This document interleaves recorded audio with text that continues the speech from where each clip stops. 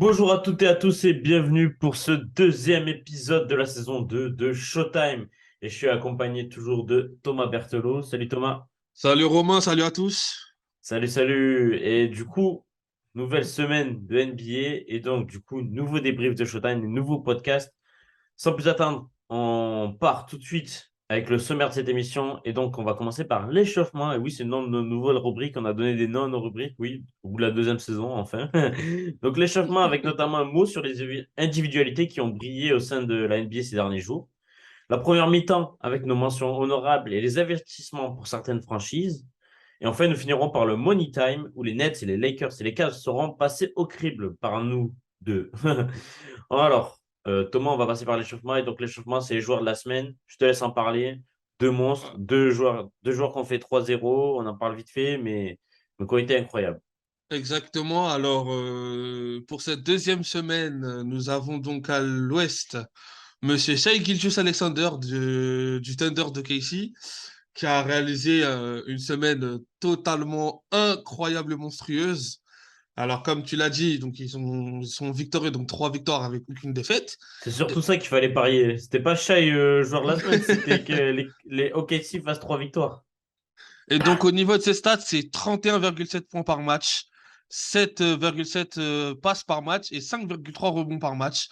Et on sent que le meneur a pris une autre dimension cette saison, qu'il continue sans cesse de progresser. Donc, à voir par la suite pour OKC avec peut-être le Big Three qu'on attend, Josh Giddey, Shai et Chet Holmgren qui reviendra de blessure la saison prochaine normalement. Et enfin, à l'Est, Attends, le seul je te truc laisse. qu'on souhaite à Shai, c'est juste qu'il ne se baisse plus et qu'il soit enfin en forme. Et là, enfin, on aura une équipe de OKC compétitive. Et enfin, on va donc à l'Est. Et on va parler du Greek Freak, le monstre, Monsieur Giannis Antetokounmpo, qui marche avec ses Milwaukee Bucks sur la ligue actuellement, la seule équipe invaincue toujours. Alors, ses stats, c'est des stats de mammouth. Vraiment, c'est Mammouthland, le mec. Donc, c'est 35,7 points par match, 15 rebonds par match et 6 passes par match. C'est totalement monstrueux. Il continue Monstrueux. d'étoffer son jeu et c'est ça qui est fort chez lui. Et donc voilà pour cette semaine, donc les joueurs de la semaine.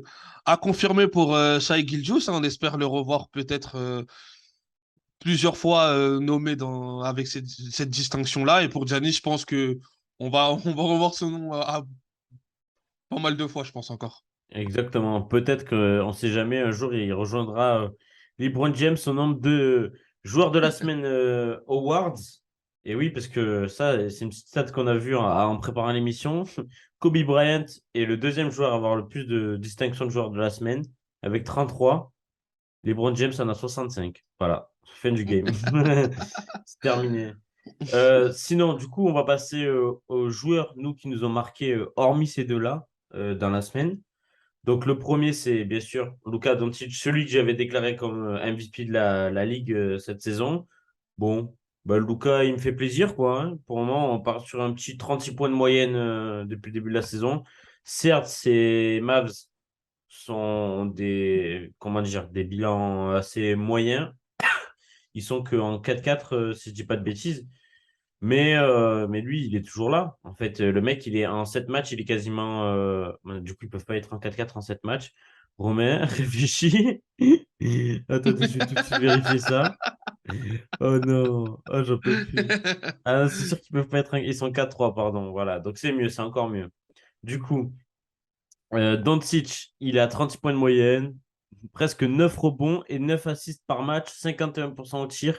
Bon, il a un vieux pourcentage à 3 points, par contre 23%. Lucas, va falloir améliorer ça. Mais bon, que dire de ce mec, quoi. Bah, justement, moi j'ai une petite stat en fait pour essayer de placer ce que Luka Doncic est actuellement en train de faire. En termes de nombre de matchs à la suite à plus de 30 points, Il Luka en est à Doncic, il en 7, est à 7 exactement. à Et égalité avec White Chamberlain qui a 8, c'est ça? Will Et le... Chamberlain qui a 8 c'est ça. Euh, il en a aussi. Ah ouais, par contre, il en a fait 23 aussi, le Aussi, vieux voilà, loup. c'est ça Donc, le problème de White Chamberlain, c'est qu'il en a fait 2 fois. Mais il est au-dessus de Michael Jordan au nombre Donc, de matchs à plus de 30 points, ça, en début de saison. ouais, c'est ça, exactement. Donc, c'est quelque chose quand même qui vous place le niveau du bonhomme et que je pense que j'espère du moins que ce sera enfin la saison pour lui pour qu'il explose tout et qu'enfin il puisse, pourquoi pas, prétendre un titre de MVP à l'issue de la saison. Ça passera par un bon bilan de ces Mavs. C'est clair. Mais en tout cas, individuellement, le joueur est au niveau et Et, il nous fait kiffer. et pour terminer sur Luka Doncic, en fait, ce qui est assez impressionnant, c'est qu'il fait des statistiques individuelles folles. Son équipe, bon, elle a encore un peu du mal à le suivre, mais ça va arriver. Je pense que la machine va se lancer, tout ça. Mais c'est surtout, en fait, on voit, il a 9 passes et 9 rebonds. Donc, en fait, le mec arrive à faire jouer ses coéquipiers aussi. C'est pas le plus individualiste au monde du tout. Certes, les mecs sont pas à la hauteur à côté, mais il arrive quand même à faire jouer enfin, il a un playmaking de fou. Et je trouve qu'il a une intelligence, un QI basket encore plus développée et ça fait plaisir. En fait, c'est pas un mec ultra solo et là pour les stats, j'ai l'impression il est vraiment là genre pour aider son équipe à gagner quoi. Et puis ce qui est fou, c'est quand on voit son physique, c'est pas un physique athlétique, etc. On a l'impression Exactement. qu'il est un peu enrobé, qu'il fait les choses un peu lentement à son rythme. Mais je pense que à voir en vrai, ça doit être quand même impressionnant de le voir jouer. Pourtant, quand tu le vois à la télé ou quand tu le vois de truc de loin ou etc., t'as l'impression que voilà, il a un peu emprunté, il joue au ralenti tout ça, mais franchement, ce mec-là, c'est incroyable quand même. Quand on dit il a pissé sur l'Euroleague, il a dominé l'Euroleague avec le Real alors il était ultra jeune, donc à partir de ce moment-là, t'es obligé de Ouais. respecter et de mettre du respect sur son nom, quoi. Et tu vois, c'est intéressant ce que tu dis sur son physique parce que ça, Arthur Sen, qu'on avait invité dans l'épisode 10 de la saison 1, il nous en avait parlé de son physique qui est peut-être un peu ingrat, mais qui au final est un bon pour lui et bénéfique pour lui parce que on se dit que s'il n'a pas ce côté physique, il peut peut-être pas pousser et faire tu sais, les déplacements qu'il veut et bouger ses défenseurs en fait. Et au final, il est parfait comme ça, donc faut juste peut-être qu'il prenne plus de poids. Mais en tout cas, physiquement, je pense que ça sert pas à grand-chose pour lui qu'il s'affûte encore plus parce que ce muscle qu'il a en trop va peut-être pouvoir lui permettre de bouger ses défenseurs. Donc voilà. Du coup, on passe au deuxième joueur. Giannis, je pense qu'on en a déjà assez parlé. Shai aussi. Peut-être Jay Moran qui continue sur ça. Thomas, je te laisse dire deux, trois mots sur Jay. Bah ouais, un Ja Morant constante qui continue sa progression. Hein. L'an passé, Memphis a réussi à passer un tour de playoff. Ja Morant a été important, a su amener son équipe jusqu'au deuxième tour des playoffs, qui malheureusement il perd contre les Warriors. Et là, en ce début de saison, ben, il est parti sur des standards similaires, voire un peu meilleurs quand même. Le mec, il est quand même à 31 points de moyenne quasiment depuis le début de la saison. Et ce qui m'impressionne le plus chez lui, c'est pas ses stats, mais c'est plus son leadership. Le Enfin, leadership et l'attitude et le caractère qu'il a donné à cette équipe. J'ai l'impression que cette équipe là lui ressemble. pourtant, C'est il n'a pas beaucoup de une dégaine de jeunes. leader, tu vois. Il n'a pas C'est une ça, dégaine de leader, mais c'est un leader dans le vestiaire. il a un physique quand même. Bon, c'est pas ultra tanké, c'est pas super, ça a pas l'air très très puissant comme ça, mais euh, par son caractère et son attitude sur le parquet, eh ben, l'équipe, eh ben, elle a le même visage que lui en fait.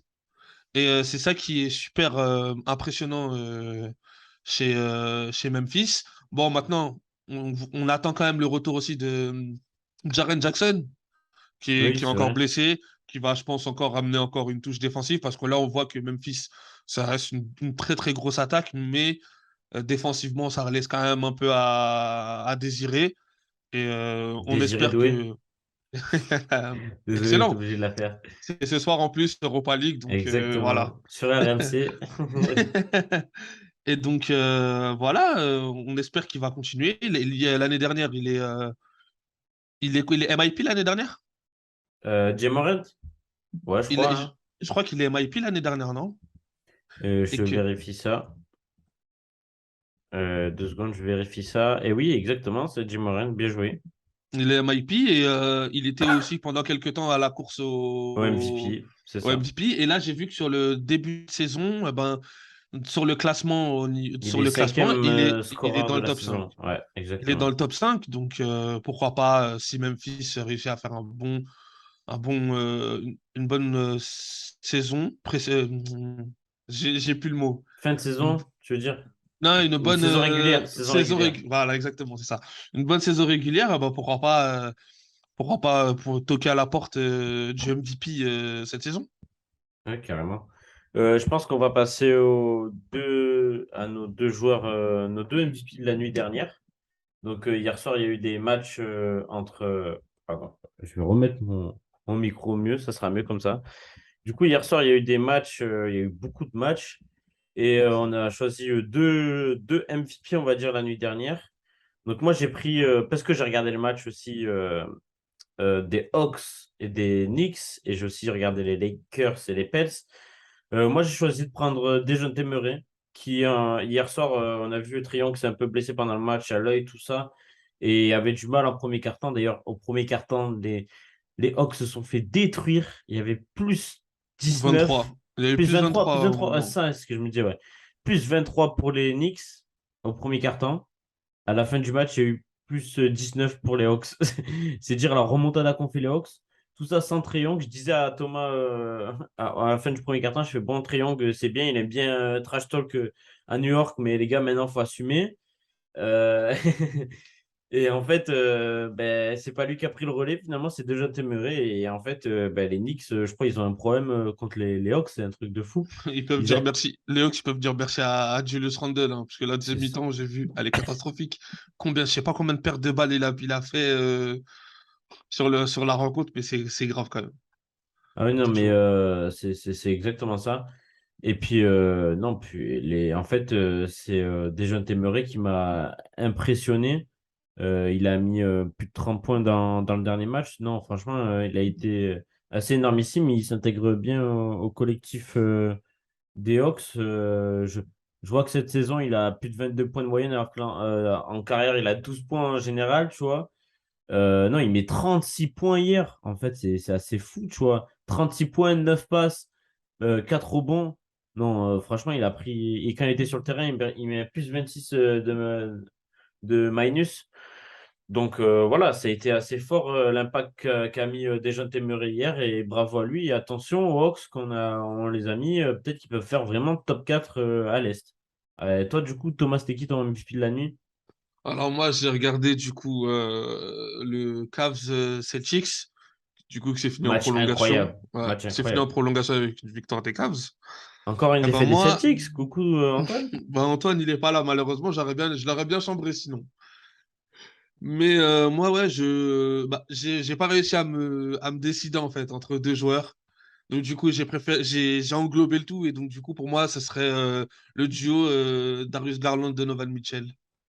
D'accord. Parce que d'une part pour Darius Garland, c'est que on voit bien que c'est lui le patron de l'équipe.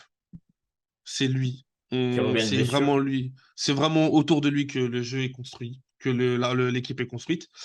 Retour aussi de blessure après le premier match de la saison, et il était aussi blessé à l'œil.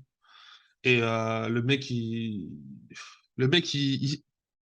sais pas, il surfe sur je sais pas, c'est beau à voir, c'est incroyable, c'est incroyable en termes même de passes, de choix, de playmaking. Vraiment, c'est monstrueux de sa part. Et j'espère qu'il sera All-Star. J'espère qu'il sera All-Star Ça peut, cette ça peut. saison. Ça peut, il est Et déjà enfin, été l'an dernier. et ensuite, Donovan Mitchell, qui pour l'instant, moi, me surprend. Parce qu'on voit Donovan Mitchell pour l'instant différent de ce qu'il faisait au Jazz. Et ça me plaît parce qu'on sait que c'est un gros, gros, gros joueur. Il est très, très bon. Mais là, il réussit quand même à mettre ce talent au service un peu plus du collectif. Il sert ses big men. Quand il faut prendre les gros shoots en fin de match, il les prend. D'ailleurs, il met 2 sacrés shoots à 3 points dans le Ouais. Money Time. Donc, surtout, pour l'instant, eh ben, il a l'air d'accepter le rôle qui est le sien. J'ai pas l'impression qu'il essaye d'empiéter sur l'espace de Garland. J'ai l'impression que pour l'instant, de ce qu'on voit sur ce premier match, le duo semble bien fonctionner. Bon, après, Ça se faudra complémente très attendre, hein. bien, Faudra attendre avec plus de matchs bien pour sûr. voir quand ça ira un peu moins bien, l'un ira moins bien ou comment ça va se passer. Mais sur ce match-là, en tout cas, c'est de belles promesses pour les Cavs. Et voilà, donc pour moi, c'est donc le duo Darius Garland, Donovan Mitchell. Très bien. Maintenant, on a fini l'échauffement qui était très long. Je pense que j'ai jamais vu un échauffement aussi long. Mais on aime trop parler, désolé. On va passer à la première mi-temps. Et donc, les équipes qu'on va parler un peu. Donc, bon, les Bucks 7-0, incroyable. Ça, on en a déjà parlé. Donc, je pense qu'on peut dire genre une phrase dessus. Thomas, qu'est-ce que tu dirais sur les Bucks? Ouais, bah, comme on en a déjà parlé sur le podcast précédent avec de satisfaction, bah, les Bucks, ils continuent Ce qu'ils dans savent ce qu'ils faire. font. Donc voilà, pour l'instant, tous les feux sont au vert, rien à rajouter de plus. Il reste plus qu'à attendre le retour de Chris Middleton et ça sera une machine encore incroyable. Et Ça puis me fait moi, penser. C'est ça. ce qui me tue, c'est Giannis. La phrase de Ouais, Giannis qui a dit comme quoi, pour l'instant, il a l'impression qu'il n'est pas à 100%. c'est fou. Mais tu sais à quoi ça me fait penser, moi? Dans le foot à Erling Haaland. J'ai l'impression que Giannis, c'est Erling Haaland, en fait. Tu vois, c'est Ah c'est bah un oui, robot, le mec. C'est les mêmes. Bref. On passe une deuxième fois aux Hawks qui continuent d'impressionner aussi. On a dit ils sont quatrième de la conférence Est. Ils ont 5 victoires, 3 défaites. Ils sont à égalité avec les Raptors. D'ailleurs, les Raptors, qu'on n'a pas parlé, je pense qu'on pourra en Sur parler, un on devrait prochain en parler podcast, au ouais. prochain podcast. Parce que, attention, il y a des choses à dire sur les Raptors. Ouais, les Hawks, pour moi, pour ma part, je trouve que Dejounte Murray, ça a été un énorme coup de le ramener. Ils continuent à construire autour de l'équipe qu'ils avaient en 2021, quand ils ont fait les playoffs, la finale de conf, où ils ont surpris tout le monde. L'an dernier, tu mets à la poubelle et tu repars sur des nouvelles bases. Cette année, donc avec les Clint Capella, pardon, T'as Dejounte gardé John Murray, Collins aussi. Trae Young, John Collins, tu as offert les contrats à tout le monde, à qui voulait. Non, franchement, parfait. Et tu perds pas grand monde sur l'échange avec Dejounte Murray. Bravo.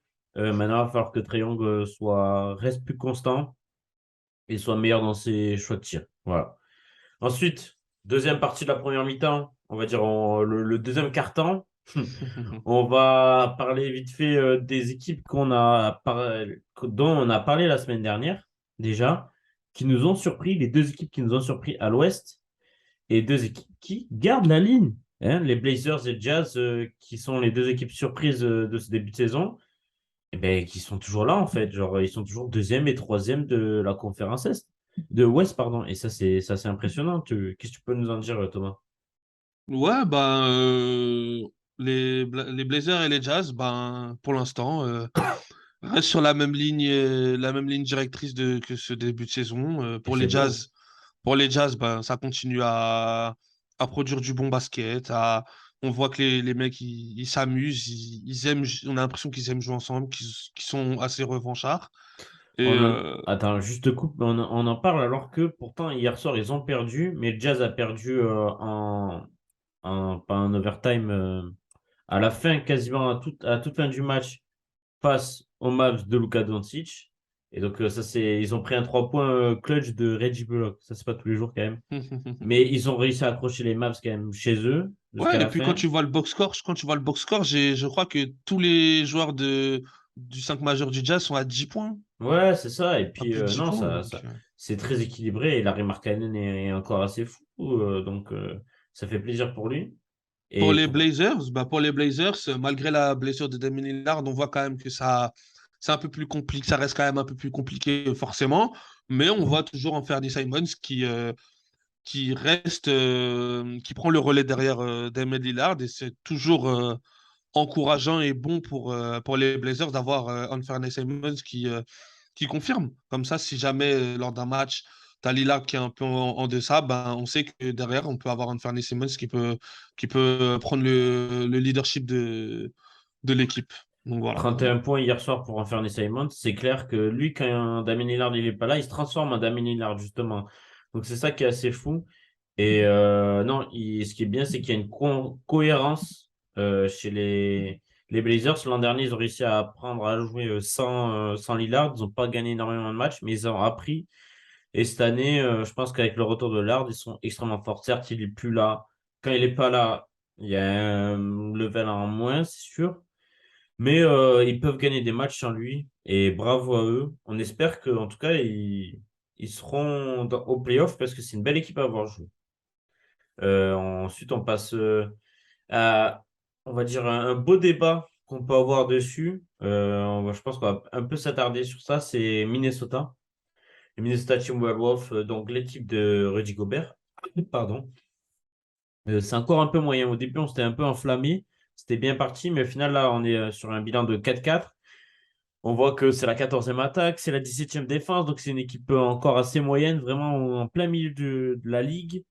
Karl Anthony Towns est à 35 points, 35% à 3 points. Donc c'est pas mal, mais ça peut être mieux pour le meilleur pivot à 3 points de la ligue. Soi-disant, c'est comme ça qu'il se prononce. On voit que Rudy Gobert reste à 14 rebonds par match, donc c'est assez cohérent, c'est ses stats d'habitude. Anthony Edwards reste le meilleur scoreur de l'équipe, 23 points de moyenne. Mais là où on est content, par contre, c'est là où ça change, c'est que Rudy Gobert est à 8,4 tirs par match, tandis que l'an dernier, chez les Jazz, où on voyait qu'il prenait moins, il avait moins le ballon, il était à 7,7. Donc Rudy Gobert prend plus de tirs, a peut-être un peu moins de réussite, mais ça va venir, je pense, avec le temps. Et la stat qui est assez effarante qu'on a regardé, c'est le plus-minus. Donc vous savez, c'est quand un joueur est sur le terrain, euh, L'impact qu'il a sur la l'impact qu'il rencontre. a sur le nombre de points, en fait, si quand il est sur le terrain, son équipe marque 20 points ou elle perd de 20 points, par exemple. Et donc, Rudy Gobert, quand il est sur le terrain et qu'il score, donc c'est-à-dire plus de 15 ou 20 points, il me semble, par match, non, plus de 15 points par match, son équipe gagne. Parce qu'ils ont fait 4 victoires et 4 défaites. Et quand Karl Anthony Towns met plus de 24 points, à chaque fois, il a fait 4 fois, son équipe a perdu les 4 fois. C'est assez dingue. Alors que quand il marque moins de 24 points, donc quand Karl Anthony Towns marque moins, son équipe gagne.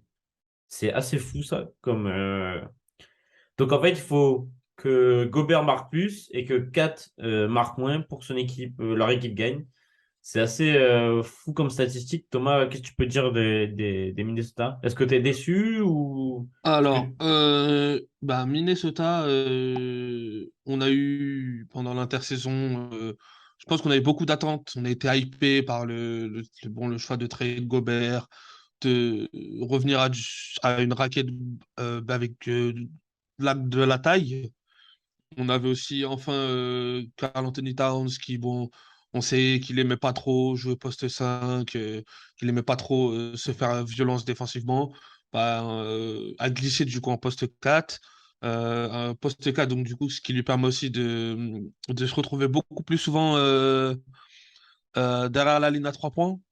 Hmm. Et, mais logiquement, je pense que c'est normal de voir que on est aussi entre le bien, le moins bien, qu'on est encore en train de chercher. L'équipe a changé. Le temps de bien faire bien que la mayonnaise puisse prendre. Je pense que Minnesota, par la suite, ben, deviendra plus intéressant à voir jouer. Mais il y a quand même des motifs de satisfaction. J'aime beaucoup le fait qu'on essaye beaucoup de concerner Rudy offensivement. On voit que Karl Anthony Towns essaye beaucoup, beaucoup de chercher Gobert. Donc ça, c'est pas mal pour l'entente entre les deux joueurs. Euh, par rapport à Anthony Edwards aussi, ce qui est positif, c'est que je pense que ce joueur est ultra talentueux et que je pense qu'en termes de talent, c'est celui, je pense, qui a le plus gros talent de cette franchise et que moi, ça m'étonnerait pas que d'ici quelques saisons, il prenne la place de franchise player. En tout cas, je pense que Minnesota doit introniser Edwards en tant que franchise player. Pour moi, c'est quasiment le cas, hein. C'est presque le cas, hein, en fait. Et ensuite, pour finir, ben, Anthony Edwards, on voit qu'il a aussi encore besoin d'automatisme avec Rudy. Parce que l'année dernière, on sait qu'il avait beaucoup plus d'espace pour pouvoir aller attaquer le panier, etc. Là, maintenant, cette année, avec Gobert qui est là, forcément, il y a plus de défenseurs qui restent dans la raquette et près du panier. Donc, pour lui, c'est un peu plus compliqué déjà de pouvoir attaquer le panier correctement. Donc, je pense que avec de l'entraînement, avec les matchs, je pense que ça va se régler. Ça va se régler. Et je pense que au moins Minnesota accrochera le play-in cette saison. Au moins. Oh, moi, je le vois en playoff quand même. Mais bon. Playoff On directement? Ouais, oui, je pense que ça peut le faire. Mais attention, ça peut. Des équipes comme Utah et les Blazers peuvent les emmerder. À voir si d'ici là, ils n'ont pas tanké, tu vois, on ne sait jamais. C'est vrai que Utah, ils se posaient la question de savoir s'ils tankaient ou pas, tu vois. Ça, c'est une question intéressante. À toi, je te laisse parler des Clippers. Exactement. Ben, donc les Clippers. On se demande est-ce que on serait pas reparti pour une nouvelle saison galère Alors avec qu'il y a beaucoup d'attentes sur eux, hein. Beaucoup les exactement voient limite avec les favoris. blessures. Parce que là, on voit que Kawhi, du coup, était revenu de sa longue blessure contractée en playoff. En juin 2021, Voilà, donc en juin 2021. plus d'un an. On sait aussi que Paul George s'était blessé. Paul George s'était blessé également. Donc les Clippers, la saison dernière, avec une équipe bricolée, avec des petits jeunes, a quand même réussi à accrocher le play-in. Donc c'est quand même pas mal pour une jeune équipe comme ça. Mais on est loin des objectifs prévus par la franchise au début. Parce qu'on sait que quand Paul George et Kawhi arrivent, on vise la victoire et le titre de champion NBA, quoi. Et ça fait déjà 3 ans. Ça fait 3 ans déjà qu'ils sont arrivés, les deux. Euh, 2019, je crois.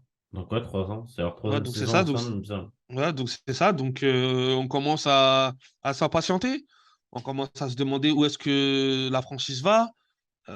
C'est Il est revenu, il a joué 2 matchs. Il a joué deux matchs où il a joué 20 minutes ou 21 minutes, je crois. Déjà, on lui réduisait son nombre de minutes pour lui permettre de revenir, de prendre vraiment aucun risque avec Kawhi. Ouais. Mais là, du coup, depuis ces 2 matchs, il a manqué tous les autres matchs. Et car il aurait ressenti une gêne au genou durant un entraînement. Le lendemain de son deuxième match, à l'entraînement, il a ressenti une gêne. Et du coup, la franchise prend aucun risque avec Kawhi. Ce Donc, qui est compréhensible. ce qui est compréhensible, mais ce qui aussi, d'un côté, peut inquiéter parce que euh, faire du load management, on sait que eux, ils sont coutumiers du fait, ils l'ont quand même beaucoup fait avec Kawhi, parce qu'on sait que il a des soucis il a des soucis de santé. Tonton, il se moque de moi parce que j'ai failli tomber de ma chaise. En fait, Il a des, je savais pas jusqu'où elle allait, ma chaise. J'ai eu il a peur. des soucis, du coup, ouais, il a des soucis de santé. Euh, et donc, moi, ce qui m'inquiète, c'est surtout de voir par rapport au collectif Clippers. C'est ça qui me fait peur, le collectif Clippers, c'est de savoir est-ce que du coup, avec ces blessures, l'équipe a le temps de jouer ensemble, de se connaître. Surtout quand tu vises un titre NBA, il faut quand même que ton équipe ait le plus possible de certitude. Et là, on s'éloigne de tout ça, en fait, avec les Clippers.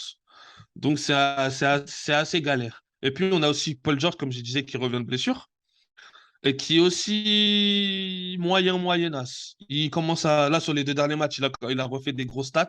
Hier, il met 28 points avec un gros money time. Mais moi, je me rappelle de ces matchs contre OKC où je crois qu'il plante 10 points et 14 points seulement.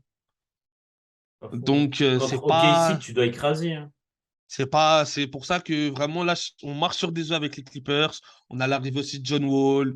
On a Zubac aussi en pivot. On ne sait pas trop dans quelle direction l'équipe va au final. Et moi, je commence à m'inquiéter en fait. Je commence vraiment à Mm. m'inquiéter et à me demander est-ce que du coup, on se rapprocherait pas plus de l'accident industriel qu'autre chose, en fait, avec le projet mis en place au départ.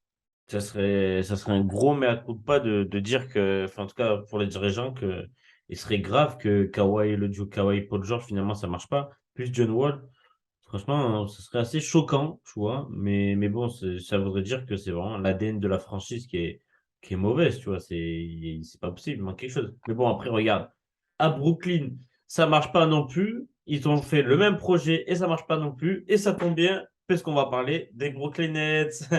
Et oui, vous avez vu, Magnifique la transition, très belle transition. exactement, les Brooklyn Nets, ça marche pas. Et du coup, qu'est-ce qu'on fait? Comme dans tous les sports du monde, on vire le coach. Steve Nash, enfin, a été viré. Enfin, je dis pour Kevin Durant, parce que Kevin Durant, vous savez, cet été, a demandé de partir. Finalement, il est resté. Il a fait son caprice. Il a dit, je veux que le coach, il se casse. Et ben, ils ont dit non, il reste. 6 matchs et après il se partira. Donc voilà, les Nets ont décidé de virer Steve Nash au bout de même pas un mois de compétition. Bon, nous on s'y attendait, on trouvait ça logique. Au vu de ces une saison et demie, je crois, au total dans la ligue. En plus de ça, tu rajoutes les problèmes avec Kyrie Irving et la lutte antisémitisme. C'est ça, c'est fou, ça, c'est brouillon. Les Nets, encore une fois, ça, c'est 13e de la saison pour le moment. Ils ont 2 victoires et 6 défaites.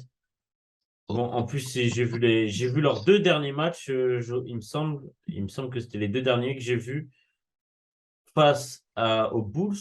Et l'autre, je sais plus c'était contre qui. Mais j'ai vu là. Je vais te dire ça, je vais te Je dire ça. regarde moi aussi, mais je crois que c'est les 2 dernières défaites. Donc, Alors, ils jouent contre Indiana et ils perdent contre les Bulls sur les deux c'est derniers ça. matchs. Moi, donc, j'ai vu contre Indiana. Non, j'ai vu les T'as Bulls. vu la défaite contre Indiana du coup? Parce qu'ils jouent deux fois, ils les jouent deux fois d'affilée, Indiana. Ils perdent le premier match et ils gagnent le second.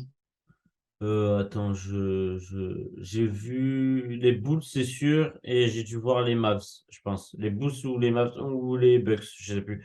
Je pense que j'ai dû voir 3 matchs de eux, tu vois, au moins cette saison. Et bon, 3 défaites, donc voilà, ça m'étonne pas. Non, les Nets, c'est compliqué. C'est vraiment un bordel. On va Ouais, voir qui bah c'est ouais, qui hein. part. Apparemment, ça parlerait de comme quoi il prendrait Ime Udoka en tant que coach. Putain, je suis les Celtics, je les mauvaises, hein. Je suis les joueurs des Celtics, je les mauvaises, C'est hein, clair. vraiment. Bah, d'ailleurs, en conférence de presse, Jalen Brown en a parlé. Ou c'est Marcus Smart, je crois que c'est Brown. Marcus Smart, Marcus Smart. Marcus Ouais, Smart. bah, c'est normal, c'est la grande gueule du groupe. Il a dit, donc là, on descend Udoka comme pas possible. Et genre, on nous dit que, comme quoi il pourrait plus jamais entraîner limite. Et après, on nous dit que 3 mois plus tard, il va entraîner les Celtics. Les Les Nets. Nets, pardon, l'un de nos plus gros rivaux. C'est bizarre. Donc après, les Nets, peut-être qu'ils font ça exprès pour foutre la merde. Comme si c'était pas assez la merde chez eux, tu vois. Ils se disent, oh non, on va foutre la merde chez les autres, chez les Celtics, tu vois. Ils sont trop bien. Du coup, c'est pas normal. Faut qu'on soit deux dans la merde, en fait.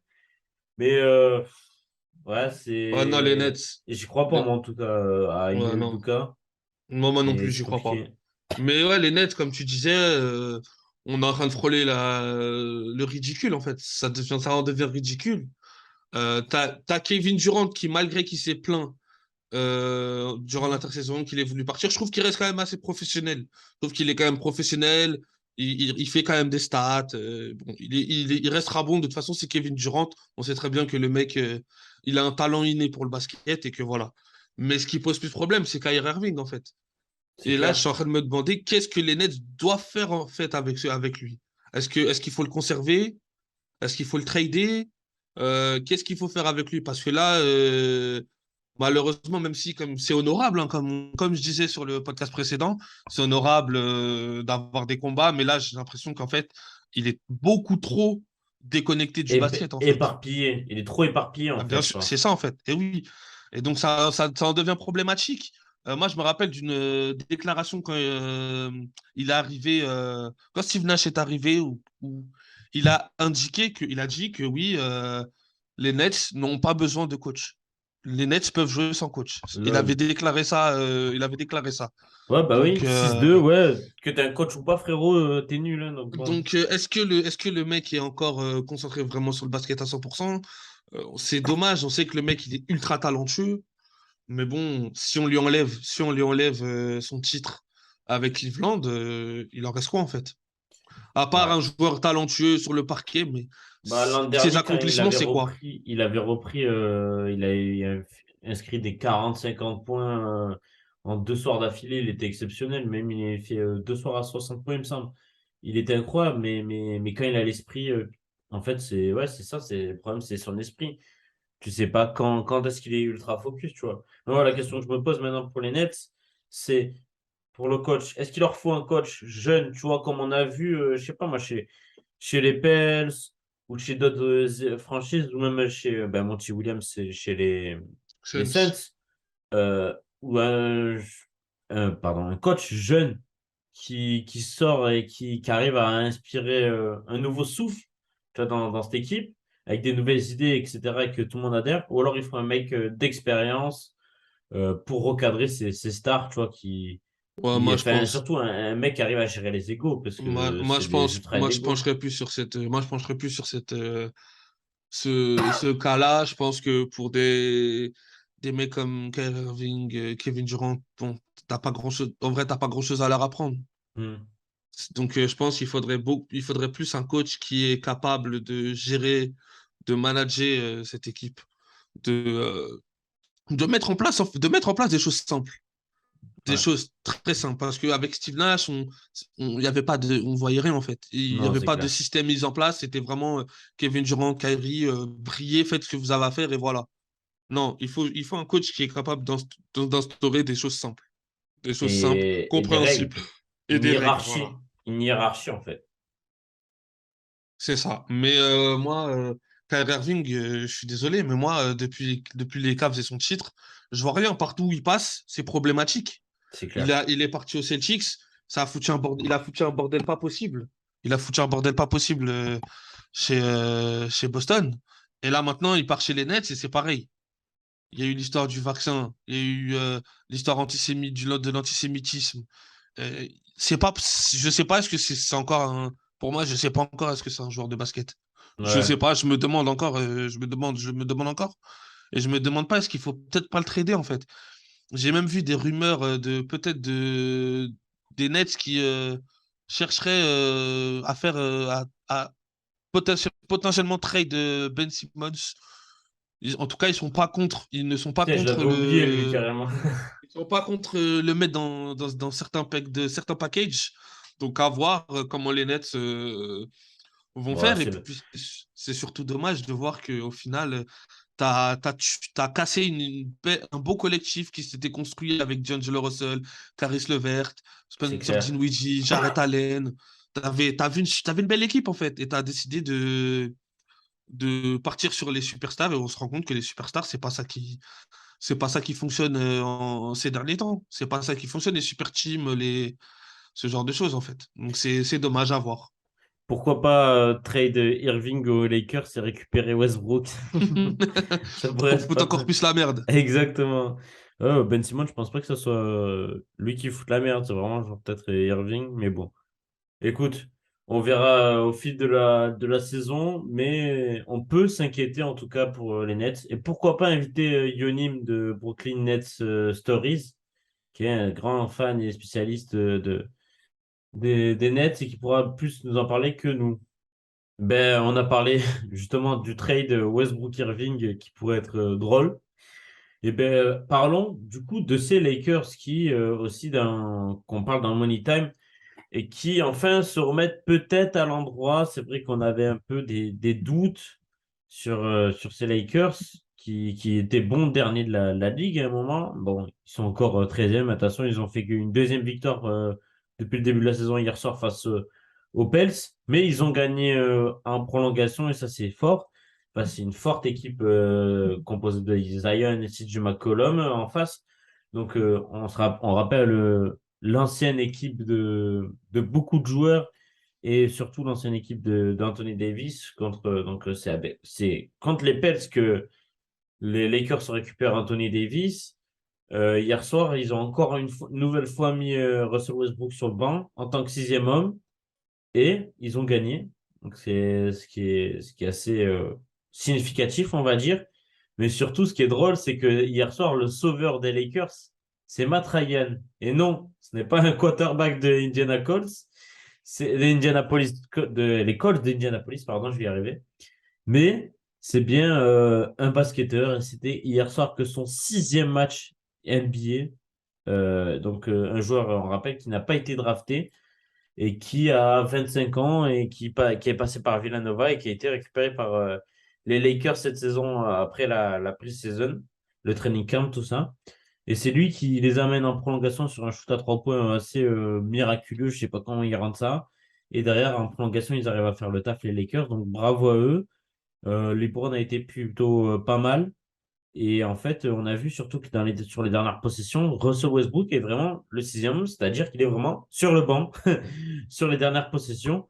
Donc, je sais pas ce que tu en penses, Thomas, mais comment dire, les Lakers, on ne sait plus à quoi s'attendre, mais ils ont peut-être enfin trouvé la solution. Enfin une lueur d'espoir. Enfin une lueur d'espoir pour les Lakers. C'est ça. Par contre, je vais revenir juste sur Matt Ryan. Pour la célébration derrière, ah bah, j'étais mort. Le mec, il était en transe. Il était en transe. Il a sautillé de partout. Il a couru partout. Bah, tu m'étonnes, mais qui ferait pas ça? Nous, on Limite, serait comme ça limite, il aussi. a enlevé son short. Limite, il aurait été prêt à enlever son short derrière et courir partout. Déjà, le mec, il se dit, il a la chance, il paye même pas ses places pour aller pour être au premier rang au Staples Center, tu vois, pour voir les matchs. Donc, déjà, je pense qu'il est juste content d'être là, genre assis au premier rang, entouré de LeBron James, Anthony Davis, et de Ah pas ouais, mais payer ses places. en vrai, c'est beau. En vrai, c'est beau. C'est pour le symbole, l'histoire, tout ça, c'est beau. Mais ouais, donc plus sérieusement, peut-être enfin Westbrook qui semble accepter le fait de démarrer sur le banc. Je sais pas s'il accepte, mais en tout Bah, je cas, sais il est que obligé. il avait fait une déclaration en début de saison, je sais plus c'est à quel moment, où il disait que je crois que Darvinham avait essayé de le mettre déjà Une fois, ouais. en Une ou deux sixième fois, je homme. crois. Et il avait dit oui, je me suis blessé parce que j'ai pas l'habitude. Oui, je suis pas habitué à m'entraîner pour en tant que remplaçant, je sais pas Ouais, il nous a fait quoi. une Carmelo Anthony à l'ancienne, quoi. Voilà. Mais là, je pense que les Lakers peut-être ont trouvé une solution. En tout cas, c'est une piste explorée. Euh, Westbrook, il apporte en sortie de banc parce qu'il sait faire en fait, son explosivité, Mhm. sa hargne.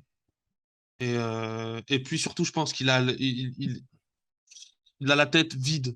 Il n'a pas la même pression que quand il est starter, quand il commence les matchs, en fait, où il est important. Vraiment, il a une grosse importance.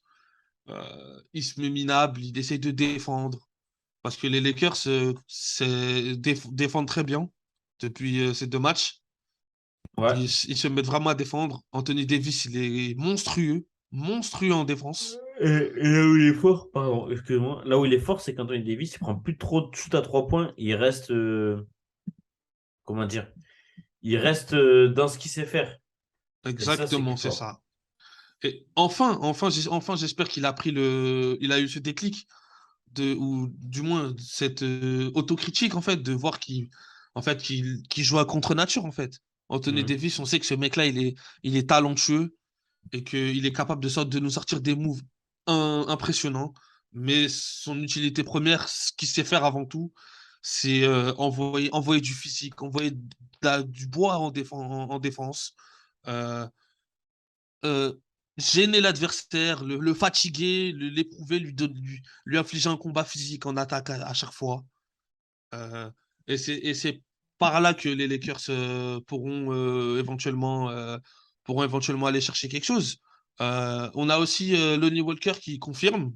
Lonnie Walker qui s'avère être un très bon role player. On commence à avoir certains joueurs qui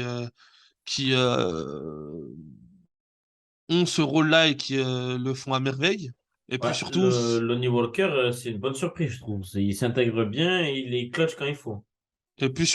moi, ce que j'attends, c'est surtout le retour de mecs d'expérience. Parce qu'on sait que dans le secteur intérieur, il te manque Thomas Bryant, qui est un mec qui est quand même habitué de la ligue, qui a joué des matchs, qui a l'habitude. Et je pense il va pouvoir être utile aux Lakers, surtout pour reposer certains joueurs.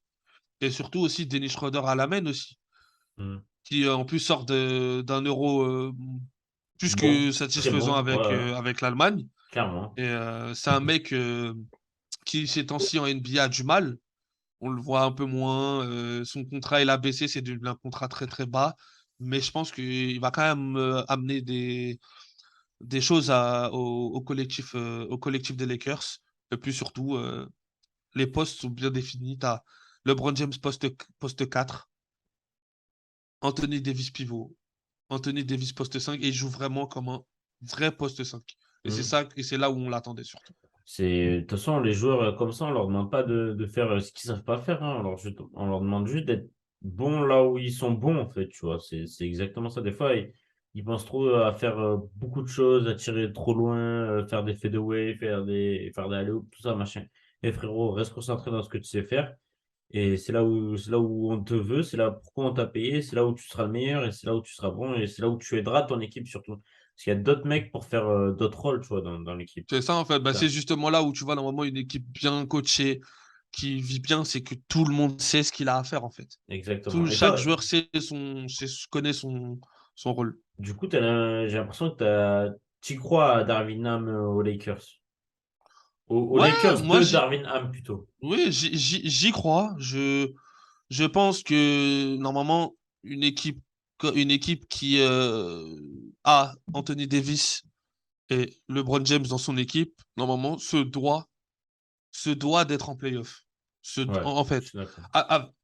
bon, Anthony Davis et LeBron James épargnés par les blessures et qui jouent à leur niveau, hein, qui jouent à leur niveau et qui sont bien entourés, qui sont bien entourés avec des bons joueurs, des joueurs corrects. Normalement, ça doit aller en playoff. Donc Mm. moi j'y crois là, je vois que peut-être il y a dû avoir discussion entre Westbrook et Darvin Ham, peut-être pour avec LeBron James aussi sans doute, je pense aussi. Et le fait que Westbrook peut-être commence à accepter d'être sixième homme et surtout qu'il voit que ça fonctionne et que lui aussi se retrouve à faire des bons matchs et à prendre de la confiance, peut-être que c'est c'est quelque chose qui va permettre peut-être d'asseoir l'autorité de Darvin Ham au sein du groupe. Donc C'est ouais, moi vrai j'y que crois. je comprends que c'est pas facile pour Westbrook, tu vois, le mec, t'es MVP, t'as été MVP de la ligue, tu tournes à un triple-double par saison à chaque fois. C'est compliqué quand t'annonces du jour au lendemain comme ça, un putain de contrat faramineux, que, ben, en fait, non, frérot, tu vas rester sur le banc pour le bien de l'équipe, c'est assez fou. Et je peux comprendre qu'il est le seum, mais si ça fonctionne pour l'équipe, des fois, vaut mieux avoir moins d'ego et travailler pour l'équipe et pour décrocher une bague, tu vois. Et je Carmelo, il pense l'a que compris très tard en plus, ce ce- genre de ce- choses. celui qui est le mieux placé pour l'expliquer, c'est LeBron, tu vois. Ça, c'est sûr. Bon, on passe au dernier sujet de ce Money Time. Ça Et va on nous va faire terminer plaisir, je par eux. pense. Alors, je pense qu'on va quand même raccourcir parce qu'on en a déjà parlé Ouais. plus tôt, quasiment 2 fois. Mais c'est les Cavs. Merde, les Cavs nous font plaisir. Beaucoup de choses à dire sur ces Cavs. Donc, on a déjà parlé du duo Mitchell-Garland. Mais on peut aussi parler de l'ensemble du roster, tu vois, des Jarrett Allen, des Kevin Love. Kevin Love, le mec, ça fait 20 ans qu'il est là. T'as l'impression que c'est le tonton du groupe, c'est Udonis Haslem chez les Heat. Mais lui, à la différence, il est titulaire et il arrive toujours à se relever, toujours à épauler son équipe. Et il arrive toujours à se rendre dans ce collectif et il est toujours là, il est toujours clutch. Et je veux dire, moi, je pense qu'on minimalise des fois l'impact de Kevin Love dans cette équipe. Et bravo à lui, tu vois. Clairement, il nous fait plaisir.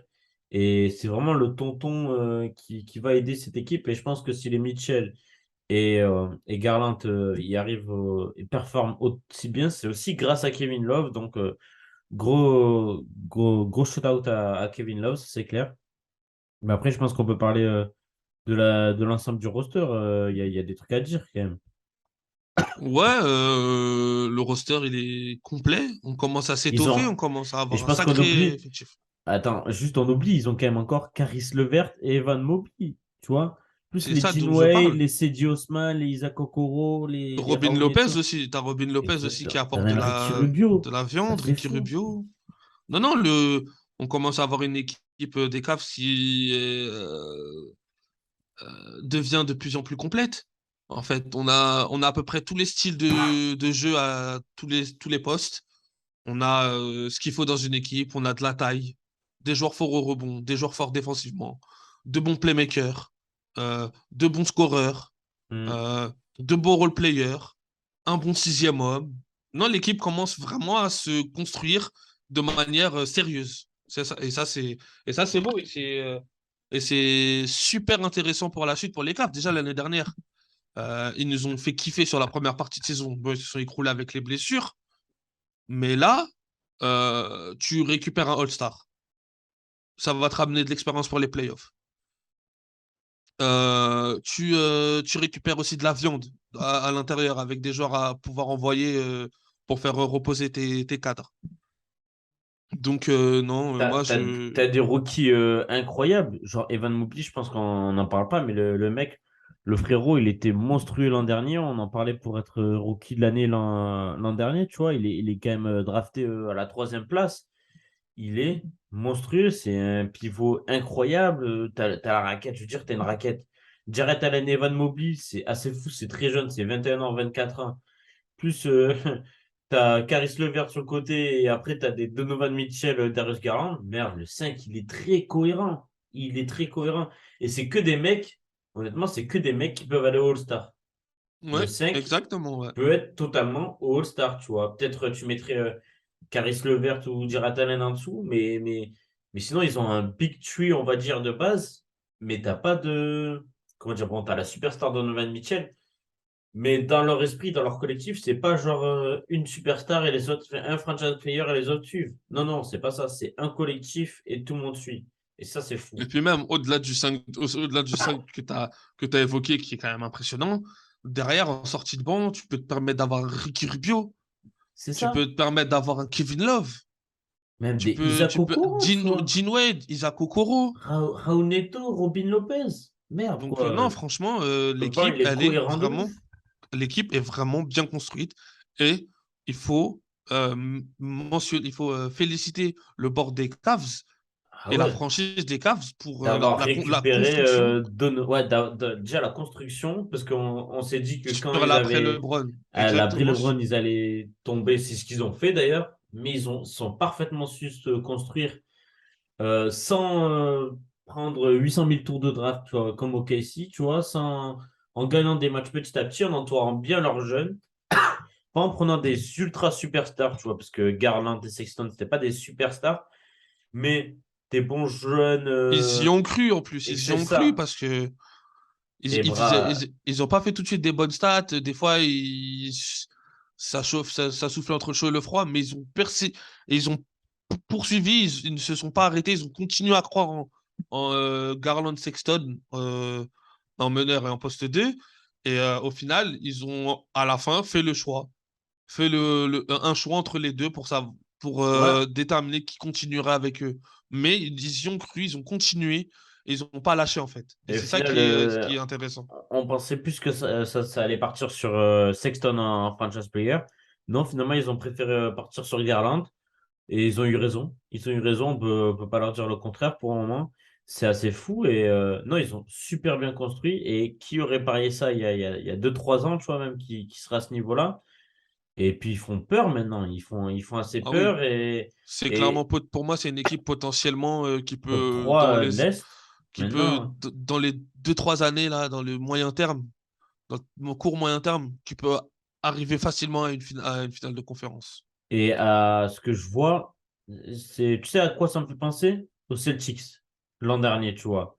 En termes Ouais, de construction, c'est-à-dire, bon, après les Celtics, ils ont Jason Tatum qui est la superstar, mais leur équivalent, c'est Donovan Mitchell, tu vois. Et le mec, en plus, a déjà prouvé en playoff, on se rappelle dans la bulle, les playoffs contre Donovan Mitchell avec le Jazz et contre Jamal contre les Murray, Nuggets. Ouais. avec Jamal Murray, enfin, contre les Nuggets, pardon. C'était exceptionnel. Genre, chacun, ils mettaient 45 points tous les soirs, chacun leur tour. C'était fou. Ils sont allés en match 7. Donc, clairement, voilà, ça me fait penser à ça. Donovan Mitchell a quand même 26 ans maintenant. Il entre dans une période assez où il commence à devenir parmi les meilleurs. les meilleurs à son poste, en tout cas, ça c'est Ah clair. ben, c'est Et le un moment où tu leader, tu es vois. censé être dans ton prime. C'est le moment où tu es censé être dans ton prime. Tu commences à rentrer dans ce que tu peux faire de mieux, en fait, dans NBA. Et ça marche bien avec Darius Garland. Tu vois, quand tu regardes l'équipe, tu n'as que trois joueurs qui ont plus de 30 ans. C'est Kevin Love, qu'on disait qui est incroyable pour le collectif, Robin Lopez, qui est très bon, qui a une très bonne expérience, et Raul Neto, qui a 30 ans, c'est tout. Le reste, ils ont tous en dessous de 26 ans, 27 ans. Non, bravo, on peut que applaudir, et ça nous fait Et plaisir. mention spéciale aussi au coach, parce que James Bickerstaff, Ouais, c'est franchement, moi qui l'ai mis en coach de l'année, pourquoi ça pas. peut, ça Donc, peut, hein, attention. ça peut, attention. Mais Bien franchement, sûr, bien mention sûr. spéciale à lui aussi. Ah Vraiment, ben, superbe c'est équipe. clair. C'est une équipe qui, chaque soir, tu prends du plaisir à les voir jouer. C'est électrique, ça bouge, ça va vite, ça joue juste. Hmm. Non, franchement, super exemple de gestion d'une franchise de la part des Cavs. Et on espère que cette année, ils vont être épargnés par les blessures et ils vont pouvoir poursuivre sur l'ensemble de la saison. Pas s'arrêter comme la saison dernière et craquer complètement. Ouais, JB Bickerstaff, du coup, qui a été adjoint pendant longtemps. Du coup, il a fait les Charlottes pendant 3 ans. Ensuite, il a fait 4 ans chez les Wolves. Il a fait 4 ans adjoint aussi chez les Rockets. Il a pris un an les Rockets. Ils sont allés jusqu'au premier tour des playoffs. Et ensuite, il a fait les Grizzlies, un an adjoint, 2 ans en tant que coach chez les Grizzlies, mais il n'a jamais eu de playoff avec eux. Et puis, depuis 2019, il a fait d'abord une première saison en tant qu'adjoint chez les Cavs. Et depuis 2020, donc, il est coach titulaire chez les Cavs. Et ça pourrait donc être ses premiers playoffs avec les Cavs. Et en tout cas, on espère pour lui parce que je faudrait voir, je sais pas qui est le manager général des Cavs. C'est Kobe Altman, d'accord? Et je sais pas s'il est là depuis. Ah, il est là depuis 2017 quand même. Donc c'est lui justement qui a signé, qui a créé ce projet autour des Cavs. Et bien, bravo à lui, bien joué à lui d'avoir réussi à récupérer tous ces joueurs-là et à mener tous ces trades parce que c'est une équipe pour le moment cohérente. On verra au fil de la saison, mais en tout cas, c'est une équipe qui fait plaisir à voir, tu vois. Et parce que quand même, il a quand même trade des Larry Markkanen, des Cody Sexton pardon, des Markkanen et des Sexton pour aller jusque, comment on appelle ça? Jusque chez, euh, jusque chez les Cavs. Bon, on va se quitter sur ça. Ouais, on a été complet, je trouve. Belle émission. Et puis, on se donne rendez-vous la semaine prochaine pour un nouveau podcast. Exactement. Et peut-être qu'on retrouvera enfin Antoine Peut-être. qui sera enfin Qui est disponible. surbooké. N'hésitez pas à nous suivre sur nos différents réseaux sociaux. Peut-être de nouveaux Reels qui seront publiés d'ici là, notamment peut-être pour la finale Ouais, de de, MLS. de MLS, notamment entre les Los Angeles FC et c'est Philadelphie? C'est ça, Union. Les Philadelphie Exactement. Union, exactement. Donc voilà, merci Romain. Merci à toi, Thomas. Et on se Merci retrouve à vous la tous semaine de nous avoir prochaine. suivis. Exactement, c'est ça. Ciao. Ciao, ciao.